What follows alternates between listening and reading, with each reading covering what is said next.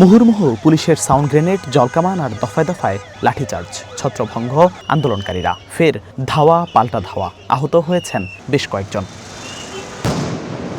পুলিশের ৩ দফা বাধা পেরিয়ে পে স্কেল বাস্তবায়নের দাবিতে বেলা 11:30টার দিকে যমুনার সামনে অবস্থান নেয় আন্দোলনকারীরা। বাড়তে থাকে আইনশৃঙ্খলা বাহিনীর বল প্রয়োগ। সরকারি কর্মচারীদের কাঁদনে গ্যাসও ছুড়েছে পুলিশ।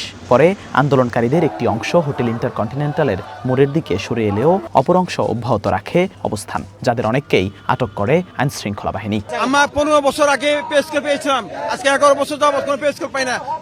দ্রব্যমূলক অগ্নিসম্পর্ক হয়ে গেছে, আমাদের বউ বাচ্চা খাওয়াতে পারতেছি না। আমাদের পে স্কেলের গেজেট চাই, নির্বাচনের আগে পে স্কেল দিতে হবে। পে স্কেল না দিলে আমরা কেউ ঘরে ফিরে যাব না। আমাদের দেয়ালে ভিত থেকে গেছে, আমরা স্ত্রী সন্তান মা বাবা নিয়ে খুবই কষ্টে দিন যাপন করছি। গত 11 বছর ধরে সরকার আমাদের পে স্কেল সম্বন্ধে কোনো ভ্রুক্ষেপ করে নাই। এই পর্যন্ত 40 জনকে আমরা পিজি হাসপাতাল এবং ঢাকা মেডিকেলে আমরা ভর্তি করে দিয়েছি। আমরা শুনতে পেরেছি আমাদের ভাইদের অনেকের অবস্থা খুবই নাজুক। ভবিষ্যৎ হোক নিরাপদ, বিনিয়োগ হোক বিশ্বস্ত, আর আমার পছন্দ সল্ট বে। ওয়েলকাম টু সল্ট বে। আন্দোলনকারীরা পিছু হতে ইন্টারকন্টিনেন্টাল মোড়ে অবস্থান ধরে রাখলে ছত্রভঙ্গ করতে ফের 1:15টার দিকে বল প্রয়োগ করে পুলিশ।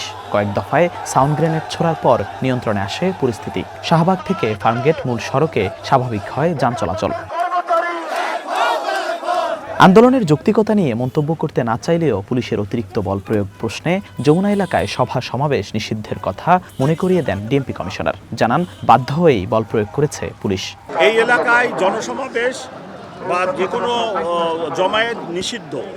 সো তারা ব্যারিকেড ভেঙে আসছে, আমরা এই এলাকায় তাদেরকে অবস্থান করতে দিব না, তাই ডিসপার্স করতেছি।